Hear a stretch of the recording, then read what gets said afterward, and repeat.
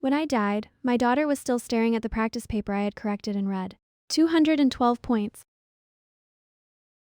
I had spent 2 full years beside her desk, reciting formulas until my throat burned, printing worksheets until our tiny apartment smelled like hot paper and ink. I had begged, shouted, reasoned, bribed, and finally cried. In the end, she looked at me with the same stubborn face I once wore at 17 and said, "Maybe I'm just not made for studying." You and Dad were not exactly legends. Those words hit harder than the collapse that followed. I remember my chest tightening, my vision dimming, the thin winter sunlight on the balcony, and then my mother's voice exploding over my head like thunder. 208, Shuyan. If I put a goose in your seat for 3 years, it might learn more than you? I opened my eyes to a ceiling stained by old rainwater. A rusted fan trembled above me. On the table lay a score sheet with my name printed in blue ink. Shu Yan, class 12-7. Mathematics, 41. Chinese, 63. English, 38. Physics, 29. Chemistry, 37. Total, 208. My mother, younger by nearly 20 years, stood beside the table in a faded floral shirt and a face flushed from anger and worry. Her hair was still black. Her hands were still strong from carrying vegetables before dawn to the street market.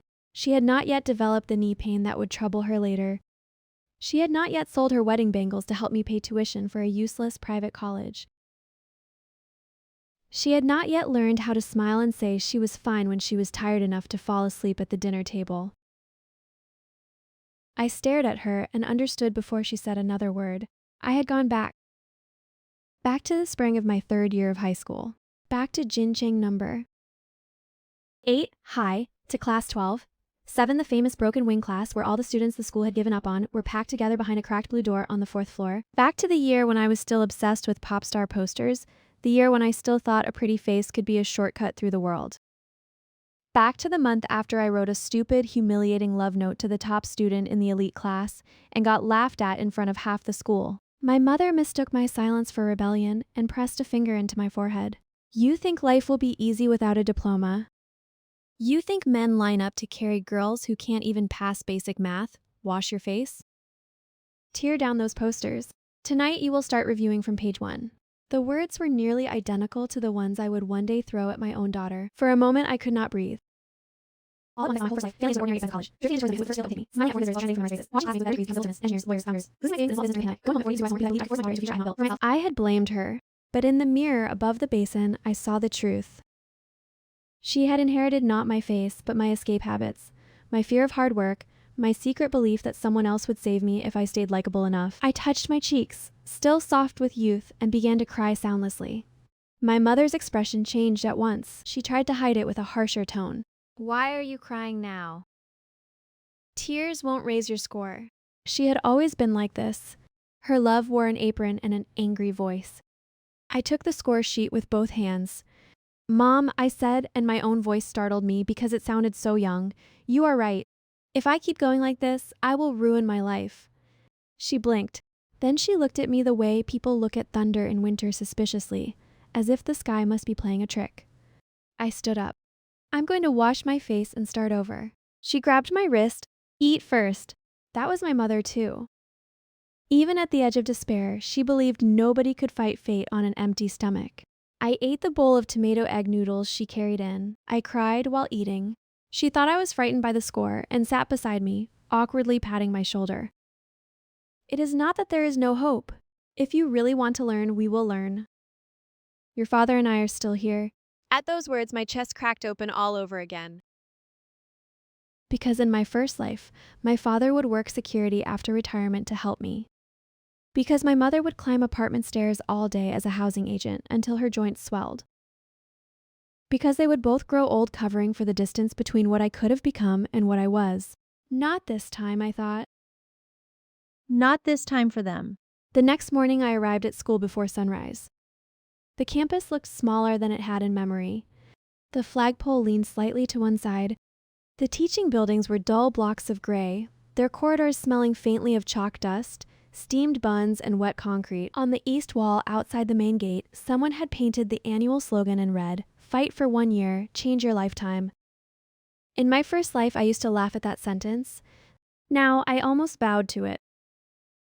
My deskmate, Meng Xiaoduo, bounced toward me with her backpack half open, and a plastic hair clip shaped like a peach stuck crookedly over one ear. Yan, Did you hear? Qin Mu Yang from class 1 got another perfect score in math.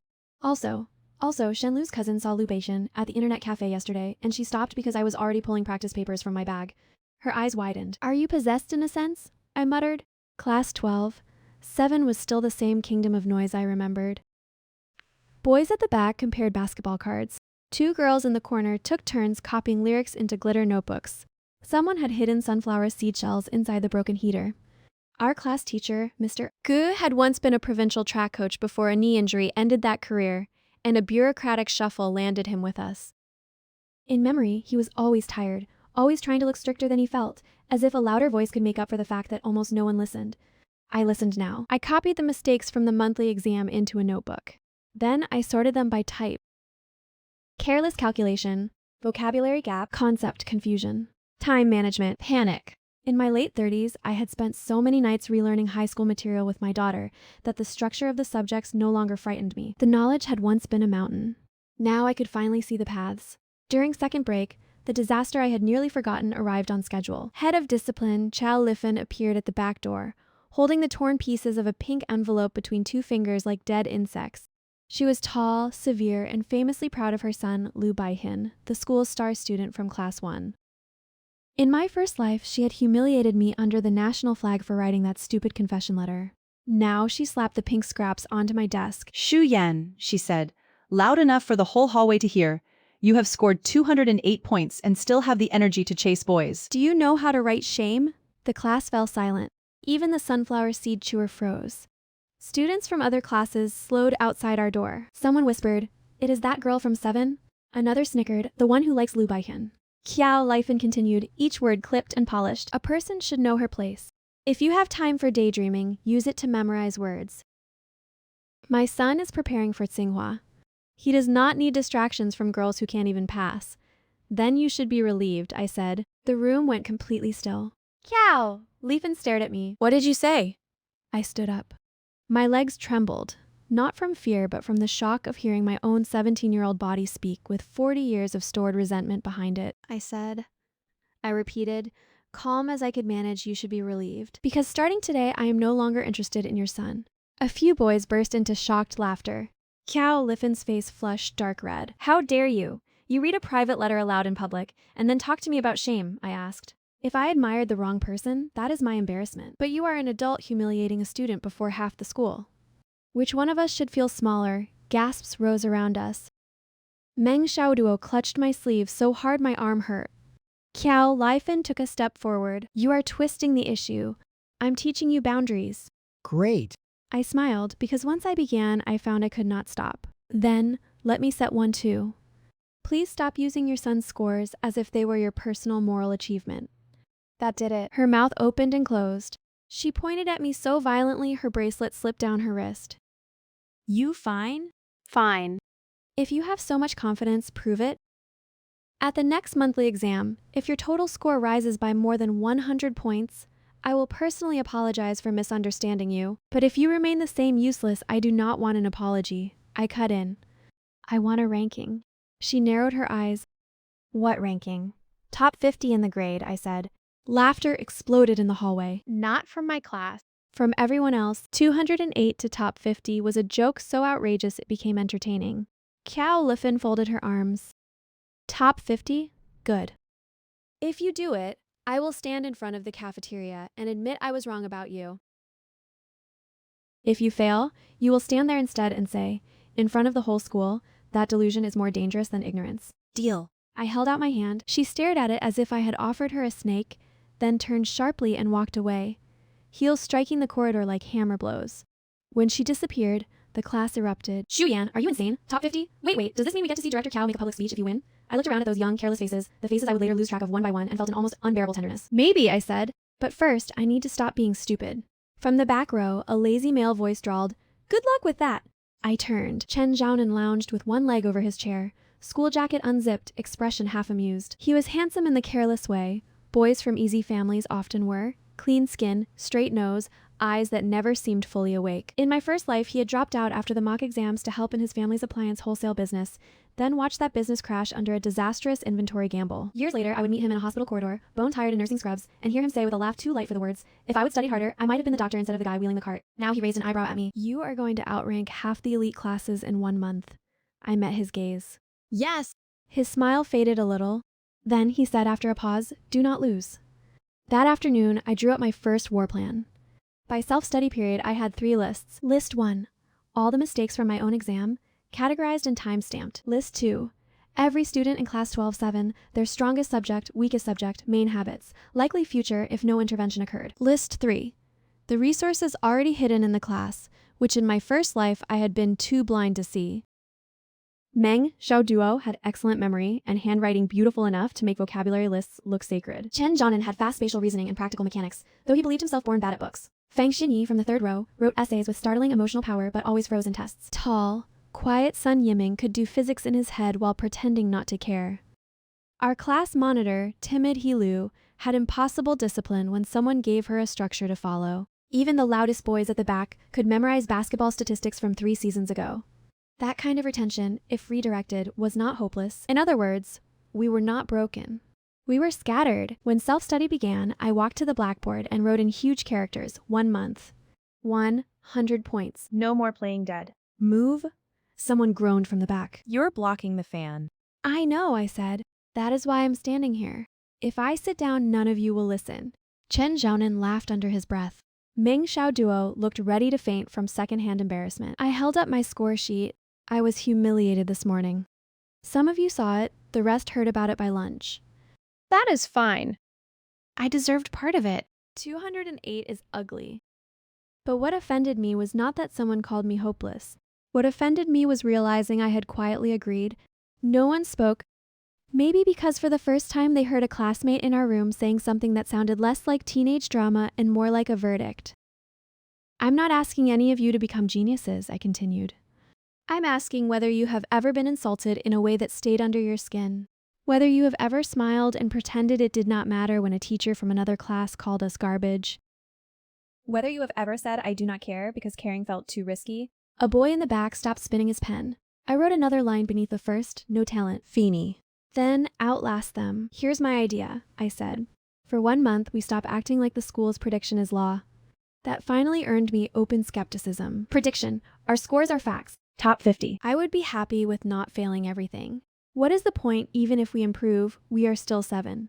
I nodded. Yes. We are 7. Which is convenient. That drew a few confused looks. Because nobody is watching us closely enough to stop us from changing. Silence again. Then, from the doorway, Mr. Gu's voice continue. I had not noticed him arrive. He stood there holding a stack of worksheets, expression unreadable. Instead of sending everyone back to their seats, he leaned against the frame and listened. Encouraged, I pressed on. I can't promise miracles. I can promise methods. I tapped the lists in my hand. We waste time because we do not know why we fail. Starting tonight, I am making error logs for myself. If anyone wants one, I will make copies. We will divide by subjects and by weakness. English vocabulary with Xiaoduo, physics drills with Sun Yiming, timed calculation practice with me and whoever keeps losing points to carelessness, essay outlines on Tuesdays and Fridays, 10-minute oral recall before morning reading, peer checking after dinner. If one person understands a problem, that person teaches 2 others. Someone muttered, "Sounds exhausting." It is, I said cheerfully. That is why most people won't do it. Mr. Gu suddenly set his worksheets on the teacher's desk. "What do you want from me?" he asked. The whole class turned. In my first life, I had never once considered that teachers could also be waiting for permission to hope. I answered carefully. Weekly mini-tests, seating changes based on subject pairings, not height, and if our class average rises by at least 60 points on the next monthly exam, you ask the principal to let us use the empty room beside the library for evening study. The empty room had once been a storage office. In my first life, it remained locked and dusty through graduation. But it had windows on both sides and proper lights luxuries compared with our flickering classroom. Mr. Gu stared at me for a long time. 70, he said. I blinked. What? If you want me to spend my face asking the principal for favors, give me a better number. 70 points on average. And if you can do that, he looked around the room, voice unexpectedly firm. I will spend the rest of the semester fighting for what else you need. No one laughed after that. They were too busy staring. Then Chen Zonin leaned back in his chair and said, "Fine. If lunatics are gathering, count me in." One by one, hands rose, reluctantly, jokingly, curious, half serious, serious enough. By the time the bell rang, every person in class 12, 7 had been assigned at least one partner and one task. Meng Xiaoduo took charge of vocabulary cards. Sun Yiming agreed to explain mechanics. He Lu would record attendance and goals. Chen Zhaonan, after much protest, was appointed logistics, which meant borrowing old exam papers, buying chalk, and making sure the boys at the back actually appeared when they said they would. As the class emptied, Mr. Gu stopped beside my desk. "You have changed fast," he said. I smiled without looking up from the grid I was drawing for my error notebook. "People can..." He was quiet for a moment. Then he placed a thick stack of photocopied papers beside my hand. "Provincial mock exams from the last 3 years," he said. I would been saving them for whichever class finally asked. When he left, I touched the top sheet like it was a document from another world. Not because of the papers, because a teacher had answered our first step with one of his own. Revolutions are never romantic at the beginning. They are mostly noise, confusion, and people discovering that wanting to change is much more pleasant than actually changing.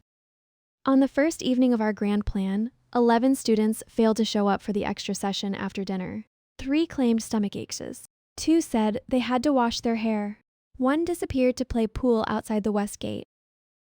The rest simply forgot. Chen Zhaonan, appointed logistics against his will, kicked open the back door of the boys' dormitory and dragged 2 of them down by their sleeves. Meng Xiaoduo cried from frustration because the vocabulary cards she had copied so carefully were being used as paper airplanes. Sun Yiming flatly refused to teach idiots until I shoved a mechanics problem under his nose and pointed out that explaining the solution would take less time than mocking them for failing it. By 9:30, we had accomplished exactly 34 minutes of serious study. It was magnificent compared with 0. I went home and rewrote the system. The second day, I turned the error logs into brown paper booklets. Every recurring mistake had to be dated and marked with a cause, not enough vocabulary, misread condition, forgot sign, guessed to save time, and guessed wrong.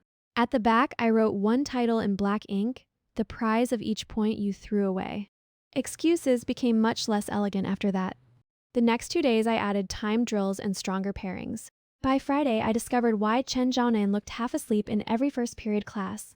He was helping his father unload goods at the warehouse before dawn. When I found out, I asked what products they were stockpiling. "Why? Just tell me." He shrugged. "Cheap imported disc players. Dad says the whole market will explode." A chill ran through me. In my first life, his father's biggest disaster had begun with a shipment of low-end electronics bought on thin margins and thicker optimism. By the time quality complaints and new competition hit, the warehouse was full, the cash flow dead, and the debt already around their throats. "When you go home tonight," I said carefully, "tell your father not to go all in." Chen Zhaonan snorted. "You sound like a fortune teller." "Pretend I am one." I forced myself not to sound urgent enough to provoke him into joking it away. "Tell him to keep inventory light this quarter. If he trusts you, good. If he does not, annoy him until he listens." He looked at me for a strangely long moment. "Why do you care?" "Because 20 years from now, your laugh will sound tired, even when you're trying to be kind," I thought. Aloud, I said, "Because I need my logistics chief fed and emotionally stable." That made him grin. But that night, he still relayed the message. Perhaps because in those days, we were all just superstitious enough to listen to any warning disguised as confidence. Meanwhile, our class's reputation for collective insanity spread. Students from the elite classes walked by our evening sessions and stared through the windows. Someone drew a cartoon outside our door of a flock of ducks trying to wear eagle wings. Another pinned up a fake announcement that read, "Congratulations to Class 12, 7 for entering a delusional phase of development." We left it up for 2 days because it amused us. Then Meng Xiaoduo drew a second notice underneath. "Correction, development phase confirmed." The first weekly mini-test nearly killed the mood. My math rose by 23 points, which was not nothing, but not glory either. Several classmates barely moved at all. 2 dropped lower because stress scrambled them. Lu cried in the bathroom. Sun Yiming declared our project mathematically inefficient. Chen Zhaonan placed his paper upside down and asked whether we could all agree that scores were a colonial invention. I slammed the desk. Not theatrically. Out of genuine rage at despair's speed, "We are not allowed to collapse after 1 week," I snapped. "Nobody here is so important that one bad quiz proves the future." "Sit down." They sat, Maybe because I was angrier than they were. Maybe because, for a heartbeat, my voice carried the force of every adult disappointment I had swallowed in another life. I inhaled slowly and corrected my tone. 1 week only reveals habits, I said. Not ceilings. If the result is bad, then good. Now we know where the holes are. I went through the papers one by one. Not by total score, by wasted points. Lu had lost 14 points from changing right answers. Sun Yiming had skipped a page. Meng Xiaoduo misread 2 English options because she rushed. Chen Zhaonan, to my furious disbelief, got 3 basic algebra questions wrong, not from ignorance, but from writing too fast. When I finished, the room was quiet again. See, I said, you are not failing because the gods wrote failure on your bones. You are failing in stupid, repairable ways. That earned a few reluctant smiles. Then I added the rule that changed everything. Every time someone's score rose by 10 points, that person wrote 1 line on the back wall under the heading, "What this new point is worth to me." At first, the answers were silly. 1 more fried chicken meal, a new basketball. Freedom from my mother's screaming. Then they sharpened. Enough for my father to brag once. 1 step away from the factory line. A train ticket out. The right to choose later. A different life. A classroom can become holy if enough people begin to tell the truth in it. By the 2nd week, our evenings had a shape. Mr. Gu moved between rows with a red pen and a mug of bitter tea. The storage room beside the library remained locked, but whenever I passed it, I looked through the dusty glass and imagined us there already, brighter, steadier, irreversible. One night, after everyone left, I stayed behind erasing the board. Mr. Gu stood at the window. Director Kiao filed a complaint, he said. I froze. About me? About me, he corrected. She says I am encouraging a circus instead of discipline. I turned, suddenly afraid I had dragged him into a battle he could not afford. What did you tell her? He looked at me and smiled for the first time all month. I told her, he said, that your class has finally remembered it has legs. A month is long enough for habits to bud and short enough for fear to remain useful. By the 2nd monthly exam, even our breathing had changed. The week before the test, nobody had to drag anyone to evening study anymore. The boys who once smuggled comic books under their desks now competed over who could finish a set of physics questions first. Meng Xiaoduo covered the sidewall with vocabulary trees.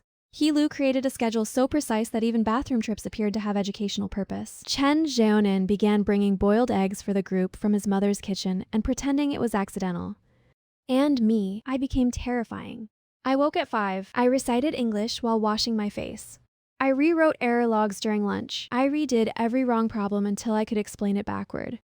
I copied difficult Chinese quotations on scraps of paper and taped them inside the bathroom cabinet, beside the basin, on the back of my notebook, anywhere my eyes might rest. My mother watched this transformation with a mixture of joy and superstitious alarm. One night, she pressed a hand to my forehead. You are not running a fever, are you? No. Then why are you suddenly like this? I did not know how to answer in a way she could hear without breaking. Because I had already once stood where this road ends if I do not. Because later you will hide medicine bills from me. Because one day my daughter will use my score to excuse her own surrender. Because I finally understand that effort is not noble, only necessary. So I leaned against her shoulder and said the truest simple thing I could. I want us to rest earlier when we are older. She went still. Then she turned away, pretending to rearrange the bowls on the table so I would not see her wipe her eyes. The exam itself came and went like weather, Chinese first. I wrote until my wrist cramped and still felt hungry for more. Mathematics, second. Halfway through section 2, I had the strange sensation of seeing not numbers but doors. English. Physics. Chemistry. When it ended, our class walked back from the exam hall not triumphantly, but in a dangerous kind of silence. Nobody wanted to jinx anything by sounding hopeful. Only after evening study in the nearly dark classroom did Chen Zhaonan break. If I gain fewer than 30 points, he announced to the ceiling, I will shave my head. That helps no one, Meng Xiaoduo said. It will show commitment. It will show poor judgment. I laughed so hard I had to put my head on the desk. 3 days later, the rankings were posted. The board outside the administrative building was packed with bodies. Students pushed, argued, called names. I stood at the edge for a second too long, suddenly terrified. Not of losing the bet. Of discovering that the beautiful machine we had built in our classroom was not strong enough to survive contact with numbers. Then a scream ripped through the crowd. Shu Yan. It was Meng Xiaoduo, voice cracking with disbelief. I shoved forward. There, under grade 12 monthly ranking, in black printed characters, I found my name. Shu Yan. Rank 43. For a moment, the page blurred. Top 50. Not imagined. Not symbolic. Not for a student like you. A real solid 43. Below me I saw more. Sun Yiming had entered the top 80. Fang Xinyi jumped 91 places. He Lu rose by 63 points. Meng Xiaoduo by 58. Chen Zhonan, idiot miracle that he was landed just past the 100 line with a math score high enough to make his eyebrows disappear into his hair. Then someone yelled, "Check the class averages." A second list went up. Class 12-7, average increase 74 points. We had done it. The corridor erupted, not the elegant applause of people mildly impressed. The raw, ugly, glorious shouting of students who had just proved something to themselves and wanted the walls to know it. Mr. Gu arrived at a run, tie half crooked, as if he had been moving faster than a teacher usually allows himself to move inside school grounds. "Move, move," he barked, then pushed through, read the line, and removed his glasses. That was how we knew he was emotional. He only took off his glasses when either furious or close to crying. He put them back on after a second and cleared his throat 3 times. "Very good," he said hoarsely. "Very good." Stop screaming in the hallway. Nobody obeyed. At noon, word spread that Director Kiao was still in a meeting. By evening, however, she appeared in front of the cafeteria flanked by 2 other administrators and a crowd so large it spilled down the steps. She looked like a person swallowing a live fish. I stood in the front row, not smirking, because victory tastes better when you do not cheapen it. Director Kiao took the microphone. Her voice shook only once. Regarding my previous judgment of student Xu Yan from class 12-7, she said, each syllable trimmed by pain I spoke prematurely. Her recent progress proves that effort can alter outcomes. I hope all students will take this seriously. That was not quite the apology we had imagined, but it was enough. More than enough. Chen Zhonan actually applauded first. The cafeteria thundered after him. Later, when the crowd thinned, Mr. Gu led us to the old storage room beside the library. The principal had reluctantly signed the use permission. A janitor had already swept the floor. The windows opened on both sides. The lights worked. There were enough old desks for all of us. Mr. Gu unlocked the door and stood aside. No speech. No ceremony. Just a key turning in a rusted lock. We entered as if crossing into a country we had made ourselves. That night, we moved our notebooks in. Meng Xiaoduo taped the best vocabulary sheets to the wall. He Lu pinned up the schedule. Sun Yiming wrote Formula area over a corner shelf. Chen Zhaonan carried in 2 thermoses and declared the left desk snack customs. I walked to the back wall and added my own line under what this new point is worth to me. The right to stop hating the girl I used to be. When the others read it, nobody joked. Because some truths are understood even before they are fully explained. Progress attracts enemies as reliably as blood attracts flies. The first trouble came from the elite classes.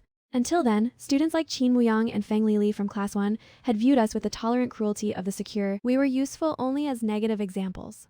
But once our scores rose high enough to crowd the rankings, the atmosphere changed. They did not challenge us openly.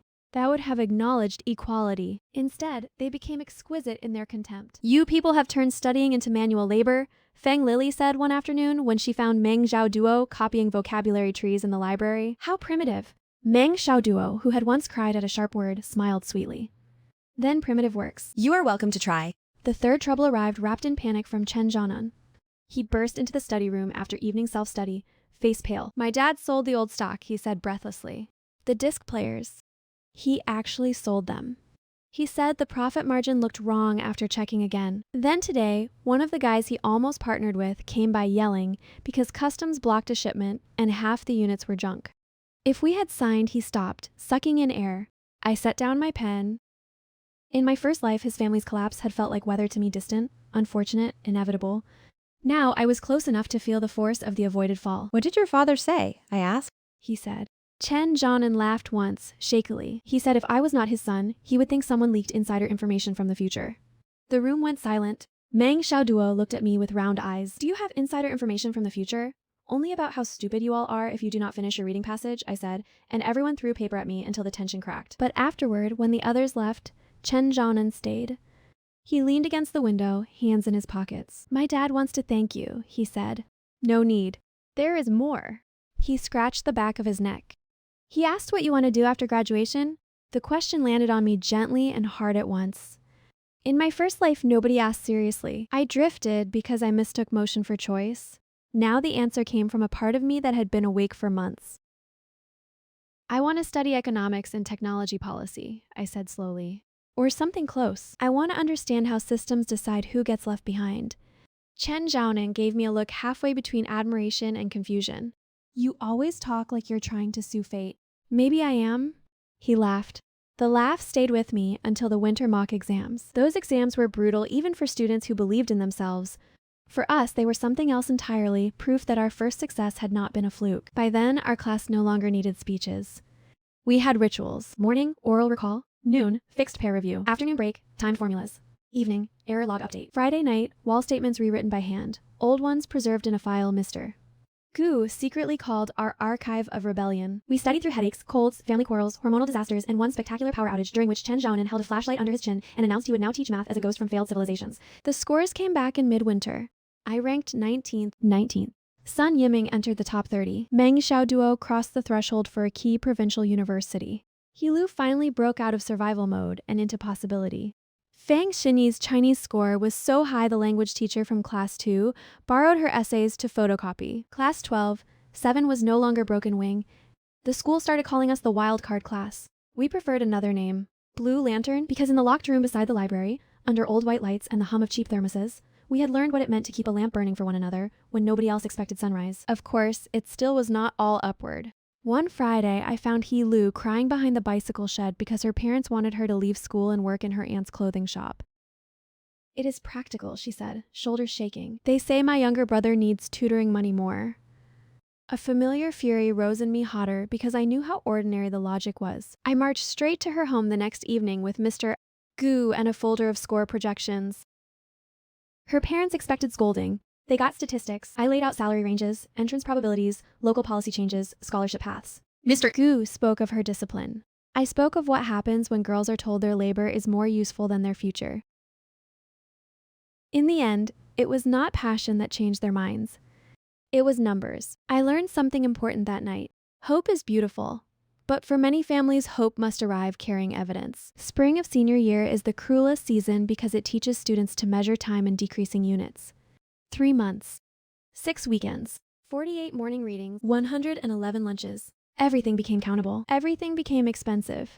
By then, even the school leadership had stopped pretending we were temporary. Other classes quietly copied our error logs. Director Kiao became civil to me in public. That was punishment enough for her. But the greatest change was not the rankings. It was the way my classmates began to look at themselves. Hilu stopped apologizing before answering questions. Meng Xiaoduo cut her hair short because, as she put it, I am tired of looking decorative when I'm busy becoming terrifying. Sun Yiming started solving Olympic-style physics problems for fun. Fang Xinyi submitted an essay to a national youth competition and won third prize. Chen Zhaonan, who once claimed future wealth excused present laziness, came to school on weekends in plain clothes to sit mock exams with me because, after his family's near disaster, he had seen the difference between inheritance and ability. One evening, he placed a milk tea on my desk. "What is this for? For being annoying in a useful way?" he muttered, looking away. I laughed and let the moment pass. Some feelings did not need naming yet. The mock exam before the college entrance exam came in April. This one mattered in a different way. Universities would begin to circle. Parents would compare rankings like war reports. Students would decide whether to tighten, gamble, or give up. The morning the results were posted, rain hammered the courtyard tiles. I ranked 8th. I stared at the number until the ink lost meaning. Single digits. My hands shook so badly, Meng Xiaoduo grabbed my arm to steady me and then started screaming before I did. Around us, other miracles had numbers too. Sun Yiming 14, Fang Xinyi 31, Meng Xiaoduo 52, Hilu 89, Chen Zhaonan 97. Not everyone crossed elite lines. Some rose to the edge of strong local universities, some to teachers' colleges, engineering institutes, normal colleges, medical tracks, places they had once believed were built for other species. But every single student in class 12-7 climbed. Everyone. Mr. Gu did not remove his glasses this time. He just stood in the corridor while the rain blew in and said to no one and everyone, "It turns out you were all expensive materials after all." The school just labeled the crates wrong. We were giddy for exactly 1 hour. Then I called an emergency class meeting. They groaned. "Sit down," I ordered. "Nobody is allowed to peak too early. The mock exam is not the future. It is a rehearsal." Chen Zhaonan raised a hand. "What if I want to peak emotionally? Denied." Laughter rolled through the room, but they sat. I told them the truth. That pride can be a trap. That a good mock score often breeds lazy mistakes. That fear after success is still fear. That the final exam belongs to nobody who starts spending the points before they earn them. Then I did something I had not planned. I wrote my own first life story on the board, not in dates and events, but in consequences. No good degree. No real choice. Jobs taken, not chosen, dreams delayed until they shrink. Parents aging under your unfinished responsibilities. Teaching the next generation your excuses instead of your courage. When I turned back around, nobody was smiling. Even Chen Zhanan looked like I had struck him. Why are you telling us this? Meng Xiaoduo asked quietly. Because I have already lived it, I thought. Because I know the smell of regret after the room has gone dark. Aloud, I said, because people think tragedy arrives as a dramatic fall. Most of the time, it arrives as a lifetime of almosts. I let that sit for a moment, then I smiled and clapped once. So, we are not doing that. The room answered together. No. We returned to work like soldiers who had finally seen the map. The last 6 weeks were not glorious. They were repetitive, exhausting, and frequently ugly. People snapped. We argued. Sun Yiming once accused Chen Zhaonan of eating through stress and called him a digestive phenomenon.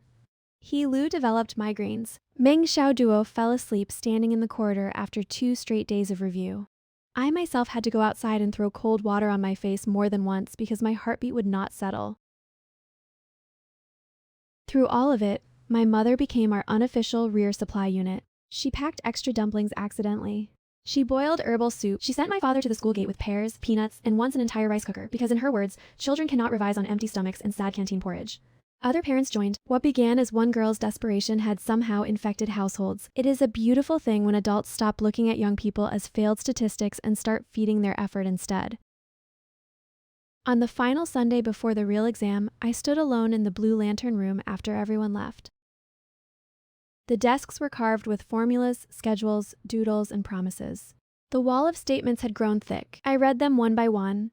To prove my village can produce more than labor. To let my mother rest. To leave without guilt.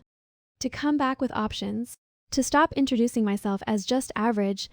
To choose love later, not use it as escape now. I added my own final line beneath them all.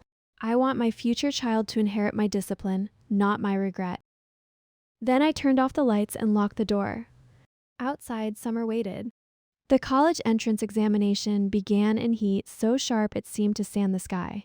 At the school gate, parents clustered with umbrellas, water bottles, and talismans from every available belief system. Teachers repeated the same instructions until language itself felt bleached. Students pretended calm with the intensity of actors playing calmness in a poorly funded drama. My mother wore the green blouse she considered lucky, and the expression of a woman trying not to shake the world by force. Before I went in, she caught my wrist. Shu Yan, she said, voice low, you do not have to be the best. Just do not lie to yourself inside. I smiled. In my first life, nobody had ever said it quite like that. Not because she did not love me then, but because neither of us yet knew the shape of the enemy. Inside the examination room, the fans barely moved the air.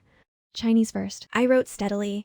Mathematics next. Halfway through section 3, I hit a difficult proof, and for a few seconds old panic rose a hot, blank wave, the familiar urge to skip, to guess, to flee ahead. Then I saw, as clearly as if someone had written it on glass, the columns of my error logs, the months of categorizing fear, the repetition that had turned weakness into ordinary labor. I did not panic. I worked. That was the true victory, long before scores. When the final bell rang after the last paper, the campus dissolved. Some students cried, some shouted, some wandered out as if stunned by surviving. Our class met under the old camphor tree near the backfield. No one had organized it. We simply converged. Qian Zhaonan arrived with 5 bottles of soda and no cups. Meng Xiaoduo had already cried twice and denied both occasions. Sun Yiming said the physics section was acceptable, which from him was equivalent to fireworks. He Lu stood very straight, as though if she relaxed, she might vanish. Even Mr. Gu came, pretending he was only passing by. For a while we said nothing. Then Chen Zhaonan popped open a bottle, sprayed half of it by accident, and everyone started laughing. Real laughter. Loose, disbelieving, alive. We are free, Meng Xiaoduo said, and immediately cried again. Mr. Gu coughed and looked at the sky. Don't celebrate too early. Results are not out. Teacher, Chen Zhaonan said, grinning. For once, could you maybe not be the human form of caution tape, Mr. Gu actually laughed. A short bark, rusty from disuse. Weeks passed. Waiting is its own examination. I slept badly. My mother tried to act casual and failed.